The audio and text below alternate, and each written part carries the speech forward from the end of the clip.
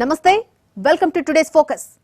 ఒరిగిన మహోన్నత శిఖరం, అస్తమించిన బీజేపీ కిరణం, గంగా ప్రవాహం ఆయన వాగ్దాటి, లేరెవరు ఆయనకు సరిసాటి, విలువలకు కట్టుబడిన జీవితం, జాతి హితానికే ఆయన అంకితం, నిజాయితీకి నిలువెత్తు నిదర్శనం, భారత రాజకీయాలకు ఆదర్శం, అస్తమించిన భారత వికాస్ పురుష్. ఇదే వాటి టుడేస్ ఫోకస్. జాతి హితం కోసం నిరంతరం కొట్టుకున్న ఓ గుండె ఆగిపోయింది.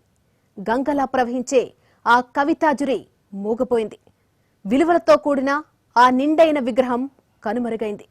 మధ్యప్రదేశ్లోని గ్వాలియర్లో ఉదయించిన ఓ మహోన్నత కిరణం భారత జాతి ఉన్నతి కోసం 94 ఏళ్ల పాటు అవిశ్రాంతంగా శ్రమించి విశ్రమించింది. భరతమాత ముద్దుబిడ్డ, భారత మాజీ ప్రధాని అటల్ బిహారీ వాజ్పేయి అస్తమించారు. భారతదేశ రాజకీయాల్లో భీష్మ పితామహుడు, 3 సార్లు ప్రధానిగా దేశానికి మహత్తర సేవలు అందించిన అటల్జీ కన్నుమూశారు.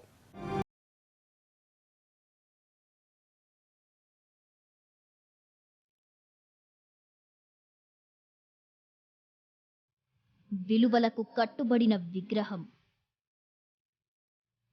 నిండైన జీవితానికి ప్రతిరూపం, దేశం కోసం పరితపించిన వ్యక్తిత్వం, విశ్రమించిన వికాస పురుషుడు, అస్తమించిన రాజకీయ భీష్ముడు.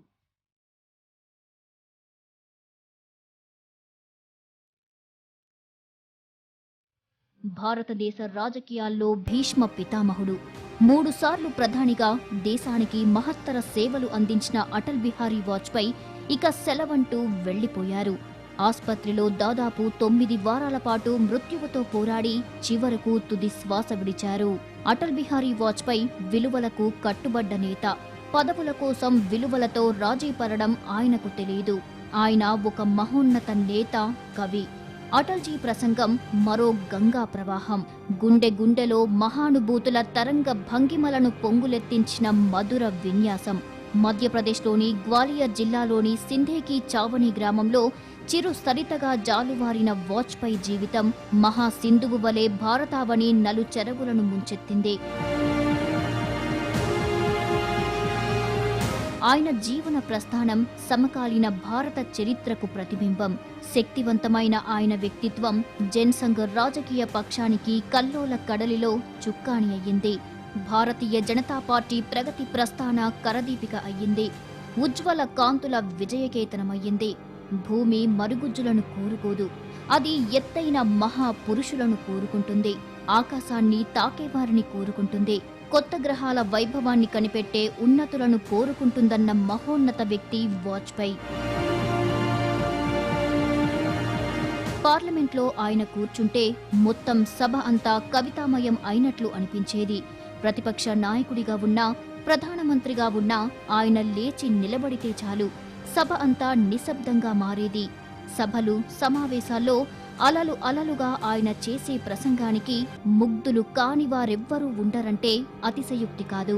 1998లో వాజ్పేయి హయాంలోనే పోఖ్రాన్లో 3 అణుపరీక్షలు నిర్వహించింది భారత్. అణుపరీక్షలు విజయవంతమైన తర్వాత వాజ్పేయి చేసిన ప్రసంగం ప్రతి ఒక్కరిని ఆకట్టుకుంది. Today at 15:45 hours, India conducted 3 underground nuclear tests in the Pokhran range. These tests conducted today were with a fission device, a low yield device and a thermonuclear device. अभिनंदन होना चाहिए वैज्ञानिकों का, उन इंजीनियरों का जिन्होंने पोखरण में जो कुछ हुआ उसे सफलतापूर्वक करके दिखाया. परीक्षण के साथ हमने ये भी ऐलान किया कि हम परमाणु हथियारों का प्रयोग करने में पहल नहीं करेंगे. No first use. हमने ये भी कहा कि जिनके पास परमाणु शस्त्र नहीं है हम उनके विरुद्ध उनका उपयोग नहीं करेंगे. 1999 ఫిబ్రవరిలో పాకిస్తాన్తో సంబంధాలు మెరుగుపరుచుకునేందుకు లాహోర్కు బస్సు యాత్ర చేపట్టారు వాజ్పేయి. కాశ్మీర్ సమస్య పరిష్కారానికి నాటి పాకిస్తాన్ ప్రధానమంత్రి నవాజ్ షరీఫ్తో కలిసి లాహోర్ డిక్లరేషన్ పై సంతకం చేశారు. अभी तक जो खेल होता रहा मौत का, खून का, वो बंद होना चाहिए. लड़ाई से समस्या हल नहीं होगी. अभी आपने देखा इराक में लड़ाई बंद हो गई. अच्छा हुआ हम तो कहते हैं इराक में लड़ाई होनी नहीं चाहिए थी। क्या जरूरत थी लड़ाई की? जो सवाल है, जो मसले हैं, आपस में बातचीत करके हल करो। बंदूक से मसले हल नहीं होंगे। बंदूक से आदमी को मारा जा सकता है, मगर उसकी भूख नहीं मिटाई जा सकती। हम फिर दोस्ती का हाथ बढ़ाते हैं, मगर हाथ दोनों तरफ से बढ़ना चाहिए। दोनों तरफ से फैसले होने चाहिए कि हम मिलकर रहेंगे। ఇక 1999లో అవిశ్వాస తీర్మానం ఎదుర్కొన్నప్పుడు విలువలతో కూడిన విఘ్నతను ప్రదర్శించారు వాజ్పేయి. ఇప్పుడు నా పార్టీ ఓడిపోయి ఉండవచ్చు, కానీ భారత్ గెలిచింది అంటూ ఆయన చేసిన ప్రసంగం ప్రతిపక్షాల కుట్రలను బట్టబయలు చేసిందే. आप सारा देश चलाना चाहते हैं, बड़ी अच्छी बात है। हमारी शुभकामनाएं आपके साथ हैं। हम अपने देश की सेवा के कार्य में जुटे रहेंगे। हम संख्या बल के सामने सर झुकाते हैं और आपको विश्वास दिलाते हैं कि जो कार्य हमने अपने हाथ में लिया है, वो जब तक राष्ट्रीय उद्देश्य पूरा नहीं कर लेंगे, तब तक विश्राम से नहीं बैठेंगे, तब तक आराम से नहीं बैठेंगे। अध्यक्ष महोदय, मैं अपना त्यागपत्र राष्ट्रपति महोदय को देने जा रहा हूं।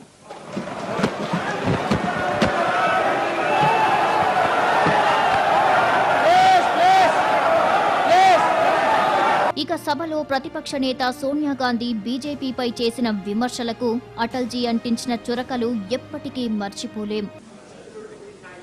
Irresponsible and brazenly corrupt.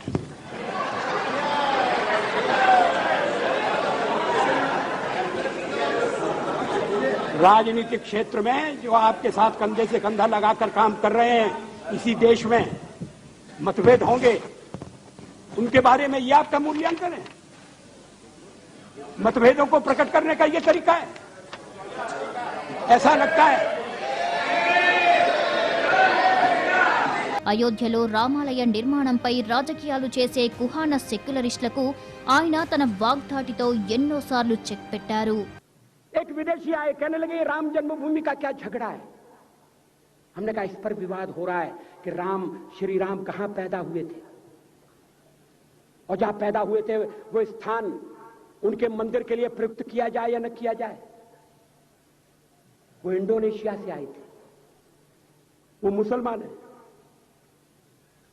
कहने लगे हम तो समझते थे कि राम के लिए सारे भारत में आदर होगा, सम्मान होगा। हमने कहा ये आपने कैसे समझा? कहने लगे आप तो इंडोनेशिया आ चुके हैं, इंडोनेशिया में बहुत से लोगों ने इस्लाम स्वीकार कर लिया, मगर श्री राम को विस्मृत नहीं किया, श्री राम को भुलाया नहीं। इंडोनेशिया के बाली द्वीप में 1 महीने रामायण की लीला होती है। मैं उस समारोह में जा चुका हूं। उस समय भी विदेश मंत्री मेरे पास बैठे थे। मैंने कहा ये रामायण ये क्या हो रहा है? मैंने कहा एक्सीलेंसी ये मंच पर क्या हो रहा है?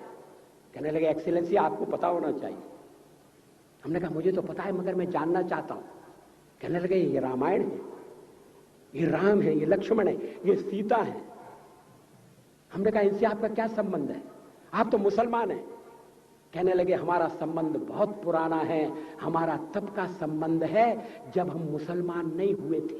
थाईलैंड की राजधानी अयोध्या कही जाती है। थाईलैंड के राजा को आज भी राम कहा जाता है। सावरकर जी ने हिंदू राष्ट्र की बात कही, हिम्मत के साथ। बुनियादी तौर पर भारत हिंदू राष्ट्र है,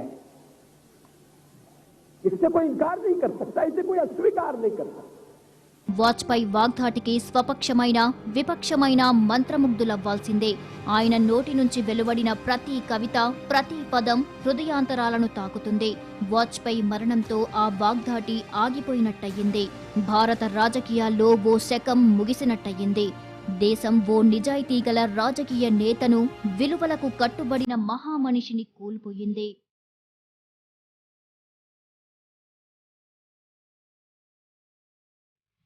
సమాజ హితమే ఊపిరిగా, దేశాభివృద్ధే ప్రధాన లక్ష్యంగా పరిపాలన సాగించారు మాజీ ప్రధాని అటల్ బిహారీ వాజ్పేయి. ప్రభుత్వం కోసం ప్రజలు కాదు, ప్రజల కోసమే ప్రభుత్వం అని చాటి చెప్పారు. ప్రజా సమస్యలపై పోరాడారు. విపక్ష నేతల ప్రశంసలు సైతం అందుకున్నారు. ప్రజలు మెచ్చే నాయకుడిగా భారత రాజకీయ పుస్తకంలో చెరగని ముద్ర వేశారు. భారత అత్యుత్తమ పురస్కారం భారతరత్న అందుకున్నారు.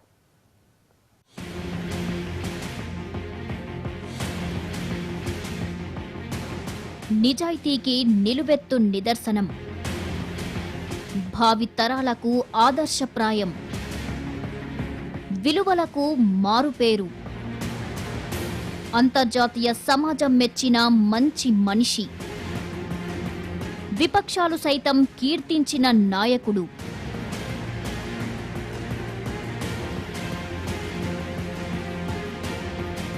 జాతి హితానికి పెద్దపీట వేసిన రాజనీతిజ్ఞుడు, మాజీ ప్రధాని, భారతరత్న అటల్ బిహారీ వాజ్పేయి నిజాయితీకి నిలువెత్తు రూపంగా, సమర్థవంతమైన సారథిగా దేశానికి కొత్త దశ కల్పించారాయన. అణు పరీక్షలతో భారతదేశ సత్తాను ప్రపంచానికి చాటి చెప్పారు. అటల్జీ హయాంలోనే ఎన్నో పథకాలు కార్యరూపం దాల్చాయి, ప్రజాదరణ పొందాయి. సర్వశిక్ష అభియాన్, స్వర్ణ చతుర్భుజి, ప్రధానమంత్రి గ్రామీణ సడక్ యోజన లాంటి ప్రజా ప్రయోజన కార్యక్రమాలు ప్రజాసేవపై ఆయనకున్న అంకిత భావానికి నిదర్శనం.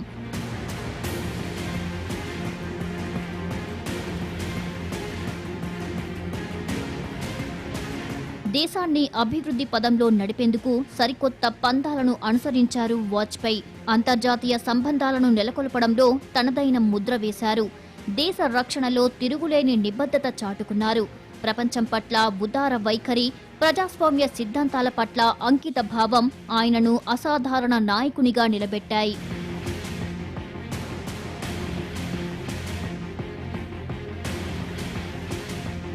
మహిళా సాధికారత, సామాజిక సమానత్వం కోసం పాటుపడిన వాజ్పేయి ముందు చూపునే నమ్మేవారు.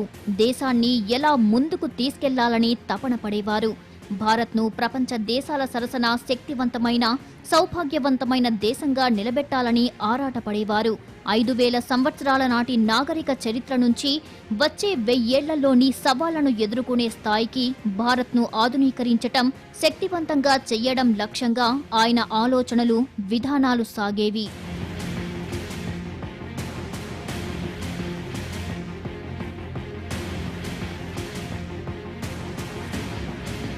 ఏడుపదుల తన రాజకీయ జీవితంలో విపక్ష నాయకుడిగా, దేశాధినేతగా ఇలా ప్రతి దశలోనూ తనదైన ముద్ర వేశారు అటల్జీ.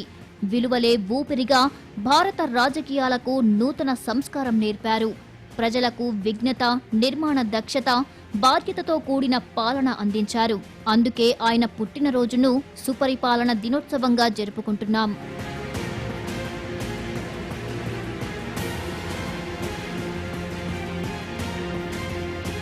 సమున్నత ఆదర్శాలకు పెద్దపీట వేసి సమకాలీన రాజకీయాలకు మార్గదర్శిగా నిలిచారు వాజ్పేయి. ఉత్తమ నాయకత్వానికి ఉదాహరణగా, విలువలకు పెద్దపీట వేసిన ఆయన భవిష్యత్ తరాలకు అసలు సిసలైన స్ఫూర్తి ప్రదాత.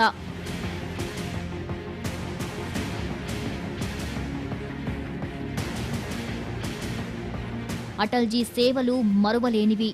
దేశానికి ఆయన చేసిన మేలు చెరిగిపోనిది. అందుకే వాజ్పేయిని ఎన్నో అవార్డులు వరించాయి. 1992లో పద్మవిభూషణ్ అవార్డు అందుకున్న ఆయన భారత అత్యుత్తమ పురస్కారం భారతరత్న కూడా అందుకున్నారు.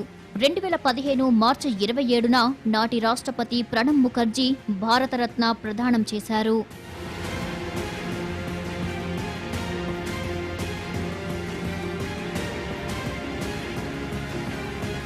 ఒప్పుకోను పరాజయం, కొత్త దారిన అధ్యేయం, కాలం తలరాతిని చెరిపేస్తా, సరికొత్త గీతాన్ని పాడేస్తా. ఇది అటల్ బిహారీ వాజ్పేయి మొక్కవోని సంకల్పం. న్యాయం గెలిచేదాకా పోరాడగల దార్శనికత ఆయన సొంతం. చీకట్లను చీల్చుకుంటూ తెరపైకొచ్చిన తార అటల్జీ. జైలు గదులు నిర్బంధించలేని ప్రజాస్వామ్య వీచికాయన. ప్రజా శ్రేయస్సుకు నిరంతరం శ్రమించిన వాజ్పేయి రాజకీయ జీవితం చూస్తే అర్థమవుతుంది ఆయన వ్యక్తిత్వమే విజయ సోపానమని.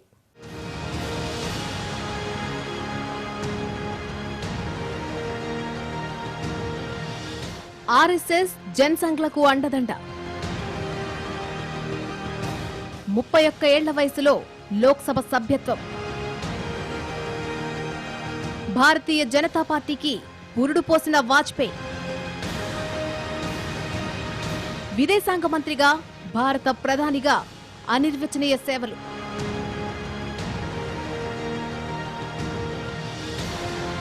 వాజ్పేయి పూర్తి పేరు అటల్ బిహారీ వాజ్పేయి. 1924 డిసెంబర్ 25న మధ్యప్రదేశ్లోని గ్వాలియర్లో జన్మించారు. తండ్రి కృష్ణ బిహారీ వాజ్పేయి, తల్లి కృష్ణాదేవి. ఇంట్లో 4వ సంతానంగా పుట్టిన వాజ్పేయికి 3 సోదరులు, 3 సోదరిమణులు. రాజనీతి, న్యాయశాస్త్రాల్లో ఎంఏ చదివారు. బ్రహ్మచారిగా ఉంటూ ప్రధానిగా ఎదిగిన వాజ్పేయికి జనసంఘ్ వ్యవస్థాపకుడు శ్యామ్ ప్రసాద్ ముఖర్జీ, లోక్ నాయక్ జయప్రకాష్ నారాయణ్లు స్ఫూర్తి ప్రదాతలు.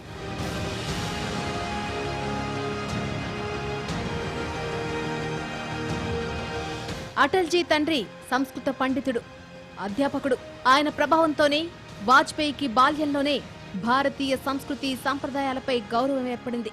తల్లి కృష్ణాదేవి ఉగ్గుపాలతో విలువల్ని రంగరించిపోశారు. పరాయి పాలనలో బానిస బతుకు ఎంతటి దుర్భరమైందో చిన్నప్పుడే చూసిన ఆయన హృదయం చలించిపోయింది. స్వేచ్ఛ కోసం పరితపించిపోయారు. భారతీయ సంస్కృతి పునర్వికాసం, జాతి పునర్వైభవ సాధనే ధ్యేయంగా ఏర్పడిన రాష్ట్రీయ స్వయం సేవక్ సంఘ్ వైపు ఆకర్షితులయ్యారు. అందుకోసం ఏ విధమైన అవరోధం ఎదురవ్వకుండా ఉండేందుకు శాశ్వతంగా బ్రహ్మచారిగా మిగిలిపోయారు వాజ్పేయి.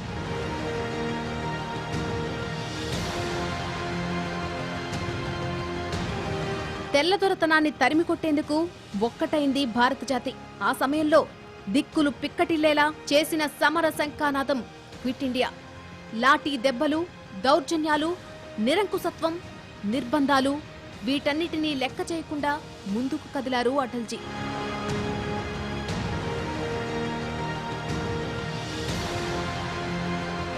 (1951) అక్టోబర్లో కాన్పూర్లో జరిగిన భారతీయ జనసంఘ్ వ్యవస్థాపక సదస్సులో పండిట్ దీన్ దయాళ్ ఉపాధ్యాయతో పాటు వాజ్పేయి పాల్గొన్నారు.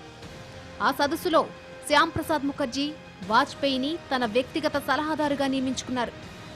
1953 కశ్మీర్ ప్రత్యేక ప్రతిపత్తికి వ్యతిరేకంగా శ్యామ్ ప్రసాద్ ముఖర్జీ సారథ్యంలో పోరాటం చేశారు. 1953 జూన్లో ముఖర్జీ మరణం తర్వాత జనసంఘ్ ఒంటరైపోయింది.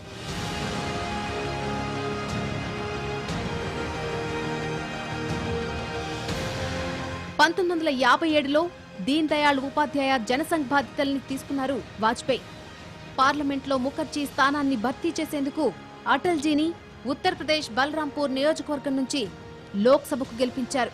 ఉపాధ్యాయ అంచనాల్ని, పార్టీ ఆకాంక్షని ఆయన వమ్ము చేయలేదు. 31 ఏళ్ల ప్రాయంలో 2వ లోక్సభలోకి అడుగుపెట్టారు వాజ్పేయి.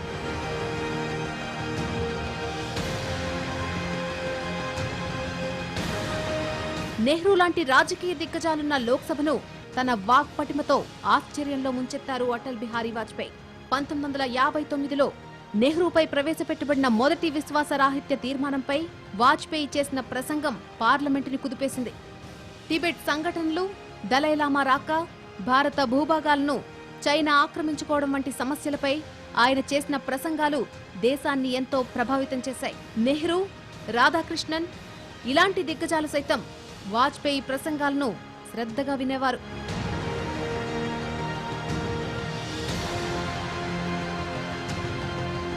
సభ సజావుగా సాగేందుకు తన పక్ష నాయకులను సైతం మందలించి సభాధ్యక్షునికి సహకరించేవారు. 1955 నుంచి 77 వరకు జనసంఘ్ పార్లమెంటరీ పార్టీ నేతగా ఉన్న వాజ్పేయి 1968లో ఆ పార్టీ అధ్యక్ష బాధ్యతలు స్వీకరించారు. 1971 నాటి భారత పాక్ యుద్ధంలో విజయం సాధించిన తర్వాత ఆయన ఇందిరాగాంధీని పొగడ్తలతో ముంచెత్తారు.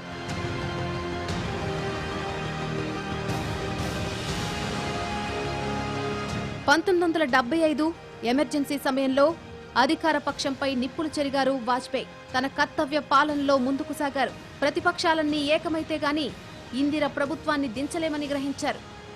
దూరదృష్టితో సమన్వయ ధోరణి ప్రదర్శిస్తూ జనసంఘ్ను జనతా పార్టీలో విలీనం చేశారు.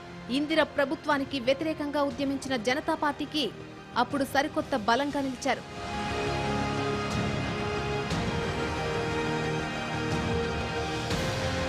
ఎమర్జెన్సీ అనంతరం జరిగిన ఎన్నికల్లో జనతా పార్టీ కాంగ్రెస్ ను ఓడించి అధికారాన్ని కైవసం చేసుకుంది. మొరార్జీ దేశాయ్ ప్రధానిగా బాధ్యతలు స్వీకరించారు. వాజ్పేయి ఆ ప్రభుత్వంలో విదేశాంగ మంత్రిగా బాధ్యతలు స్వీకరించారు. ఆ శాఖ నిర్వహణలో మరోసారి తన ప్రత్యేకతను నిరూపించుకున్నారు. భారత విదేశాంగ విధానానికి కొత్త దిశనిచ్చారు.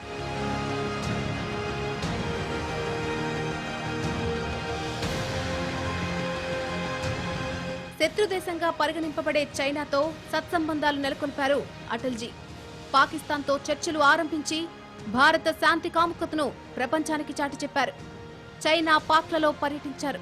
ఐక్యరాజ్య సమితిలో తన మాతృభాష హిందీలో ప్రసంగించిన ప్రథమ భారతీయుడయ్యారు. అది తన జీవితంలో మరపురాని మధురమైన ఘట్టమని చెప్పుకున్నారు వాజ్పేయి.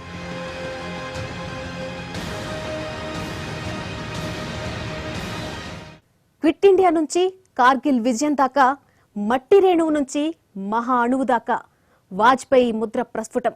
భావ కవిగా, భావకునిగా, నేతగా, నిలువెత్తు నీతిగా ఆయన ప్రజల మన్ననలు పొందారు. భారత రాజకీయాల్లో వాజ్పేయి స్థానం సుస్థిరం. సంకీర్ణ కూటమిలో ఆయన సమన్వయం ఆదర్శనీయం. బీజేపీ వ్యవస్థాపకుడిగా, నోరు జారిన నేతగా విపక్షాల మన్ననలు సైతం అందుకున్నారు అటల్జీ. బీజేపీకి తిరుగులేని విజయాల్ని అందించారు.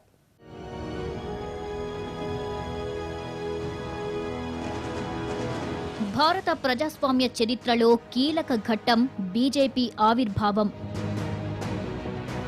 1984లో కేవలం 2 స్థానాల నుంచి ప్రారంభమైన బీజేపీ ప్రస్థానం. బీజేపీని అన్నీ తానై నడిపించిన అటల్ బిహారీ వాజ్పేయి. దేశహితం కోసం కార్యక్రమాలు చేపట్టిన అటల్జీ.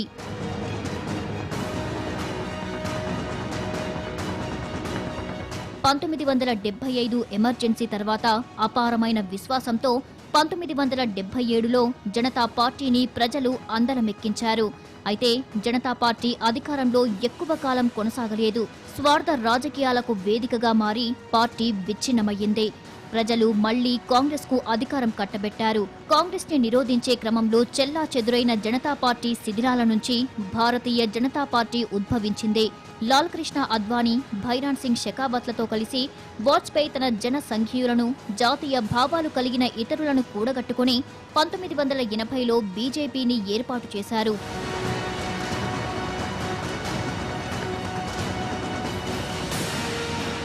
బీజేపీ ఆవిర్భావం భారత ప్రజాస్వామ్య చరిత్రలో మరో మలుపు.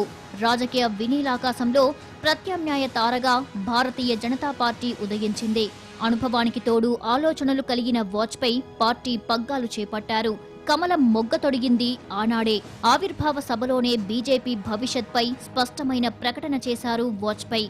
చీకట్లు తొలగిపోతాయని, సూర్యుడు ఉదయిస్తాడని, కమలం వికసిస్తుందని ఆనాడే జోస్యం చెప్పారు అటల్జీ. भारत के पश्चिमी घाट को मंडित करने वाले महासागर के किनारे खड़े होकर मैं ये भविष्यवाणी करने का साहस करता हूं कि अंधेरा छटेगा, सूरज निकलेगा, कमल खिलेगा. बहुत बहुत धन्यवाद. అయితే 1984 భారత రాజకీయాల్లో పెను ప్రకంపనలు సృష్టించిన దుర్ఘటన జరిగింది. నాటి ప్రధాని ఇందిరాగాంధీని హత్య చేశారు. దీంతో తొలిసారి సార్వత్రిక ఎన్నికల్లో పోటీ చేసిన బీజేపీ ఇందిరాగాంధీ సానుభూతి పవనాల నేపథ్యంలో అట్టడుగు స్థాయిలో నిలిచింది. కేవలం 2 స్థానాలతో సరిపెట్టుకోవాల్సి వచ్చింది. వాటిలో నాటి ఉమ్మడి ఆంధ్రప్రదేశ్లోని హన్మకొండ నియోజకవర్గం ఒకటి కాగా, రెండవది గుజరాత్లోని మేహసానా. హన్మకొండ లోక్సభ స్థానం నుంచి బీజేపీ అభ్యర్థిగా చందుపట్ల గారెడ్డి గెలుపొందారు. ఇక ఇందరి సానుభూతి ఓట్లతో రాజీవ్ గాంధీ ప్రధాని అయ్యారు.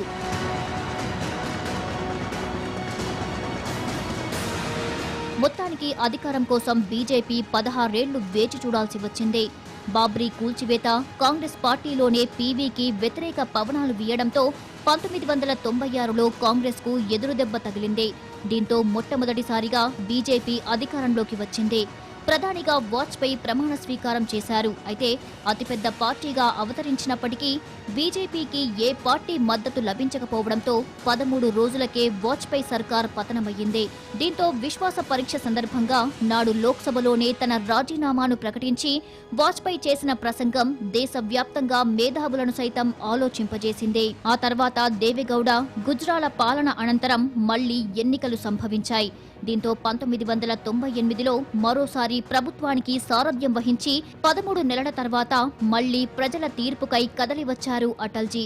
ఆయనకు బాసటగా ఉంటామని హామీ ఇచ్చిన అన్నాడీఎంకే కాంగ్రెస్ కుటీల రాజకీయాలను గుర్తించిన ప్రజలు 1998 ఎన్నికల్లో కాంగ్రెస్ కి తమ ఓట్లతో బుద్ధి చెప్పారు. దీంతో మరో 2 ఏళ్ల అంధకారం తర్వాత 1998 ఎన్నికల్లో విజయ దుందుబి మోగించింది. ఎర్రకోటపై అటల్జీ చేతుల మీదుగా జాతీయ జెండా ఎగిరింది. ఇక అప్పటి నుండి జనహితమే ధ్యేయంగా ముందుకు సాగింది ఆయన ఎజెండా.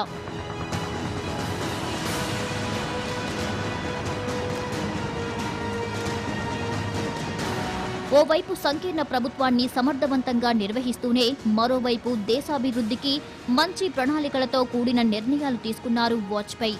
వీటిలో అణుశక్తి పరీక్ష ప్రధానమైందే. భారత్ స్వయం ప్రతిపత్తి కలదనే విశ్వాసాన్ని ప్రదర్శించారు.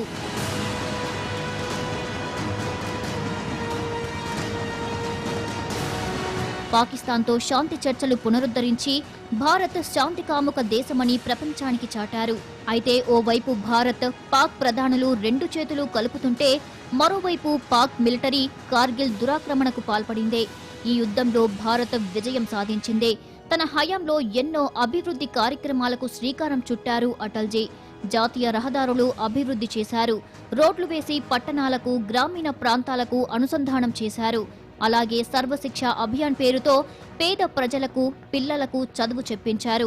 ఇలా తన ప్రతి చర్యలోనూ దేశాభివృద్ధి, దేశ సమైక్యత కోసమే పాటుపడ్డారు అటల్ బిహారీ వాజ్పేయి.